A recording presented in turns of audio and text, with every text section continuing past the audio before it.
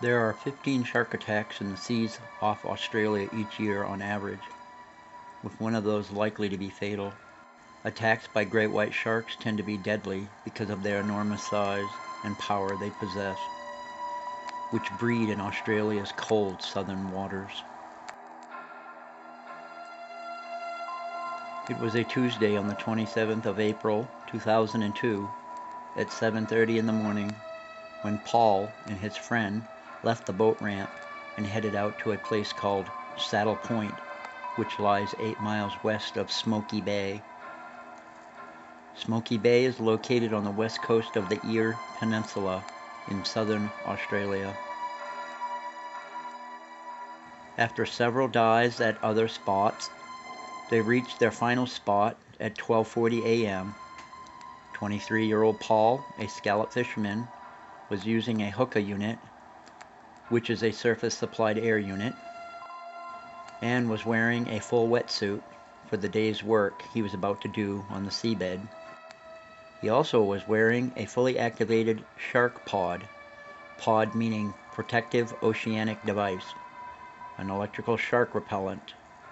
His support boat was a 20-foot mono-hulled aluminum boat. The underwater visibility was good that day.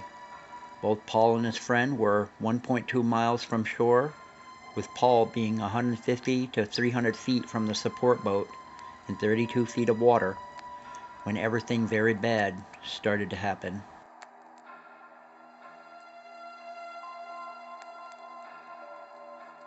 Only 5 minutes after Paul entered the water, he surfaced and shouted for the boat.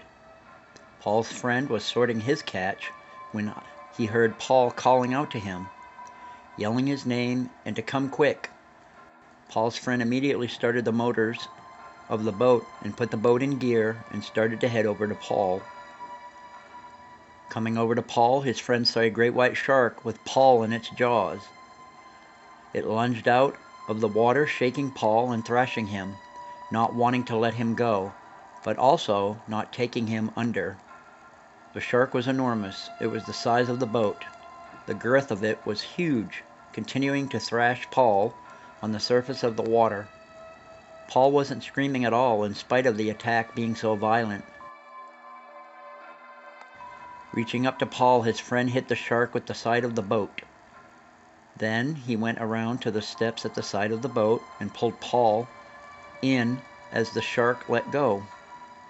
As Paul was pulled from the water, his friend felt the shark pod zapping him. If the shark pod is on, it will give out little electric shocks when it comes out of the water. Paul was still alive when he was pulled on board, but his injuries were extensive. As Paul was pulled into the boat, he just said, "Get me into the boat," passing away straight afterwards. Unfortunately, the VHF radio on the boat was not operational, and the mobile telephone on the boat had a dead battery, so Paul's friend was unable to contact the shore for help. Steering the boat back towards Smoky Bay, he stopped on the way, asking some fishermen to radio shore for an ambulance, which they did, and then warned the fishermen in the area to get their divers out of the water because of a massive great white shark was in the area.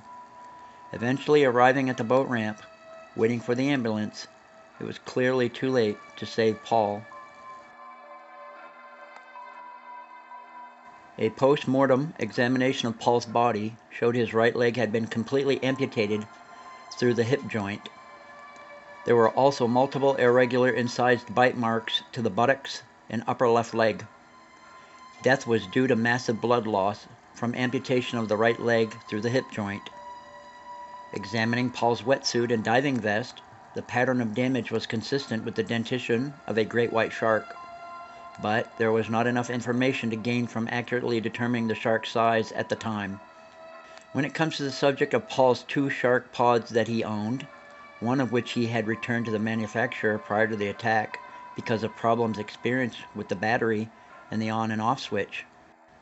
The shark pod that was worn the day of the attack, only a few months prior to the attack, Paul's friend described how he and Paul fitted the pod with one electrode being attached to a vest and the other to the hose above their heads for convenience, because there was more messing around when the electrode was placed on the fin. They both also thought it might be safer because it would create a bigger electric shield surrounding them while in the water. A lot of the time when you cross your legs you get shocked, Paul's friend stated. Authorities examined the shark pod that Paul was wearing when he was attacked, and it was tested and found to be working. When questioning the commercial manager of the shark pod device, she expressed concern that both divers were not using the shark pod to the manufacturer's specifications, which more than likely led to Paul being attacked. Also, if Paul turned on the shark pod when he reached the seafloor and upon seeing the shark, it is difficult to say if the device would have made any difference, admitting that it could have been difficult for anything to stop the shark. The pod was designed to deter a shark cruising by, but might not have any effect on an aggressive animal hell-bent on attacking.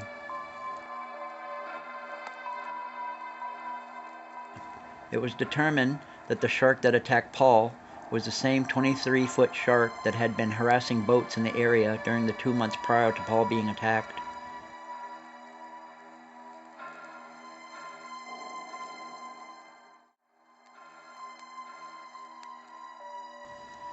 An investigator's final report of the attack believed that the shark was in the vicinity and aware of the presence of Paul while he was underwater, and could have been circling and passing him without his knowledge. Wearing the shark pod or not, the shark was not deterred. Also, the changeover of both divers may have interested or excited the shark, and it became more excited and interested by the movement of Paul while he was on the surface. Movement on the surface by both divers, and then their descent to the sea floor. Scallop divers spend the majority of their working time on the seabed looking down to identify and pick up scallops by hand. It is highly likely that this shark continued to circle and pass Paul, undeterred by him wearing his shark pod. After 5 or 10 minutes into the dive, which would ordinarily have lasted for at least an hour on the bottom, Paul spotted the shark, probably as it was making a pass. By this stage of events, the shark must have been quite excited and prepared to attacking him. Instead of staying on the seabed and making his way along the bottom to a point directly below the vessel, with his shark pad turned on, Paul instead immediately left the bottom of the seabed and commenced an emergency ascent. In doing so, he surfaced a considerable distance from the boat. Due to the distance that he surfaced from the boat, and the time it took for his friend to start up the boat and move to his location, he was unable to get out of the water fast enough and away from this shark. He was subsequently attacked by a single bite from this shark as he waited on the surface, and died a short time later aboard the boat.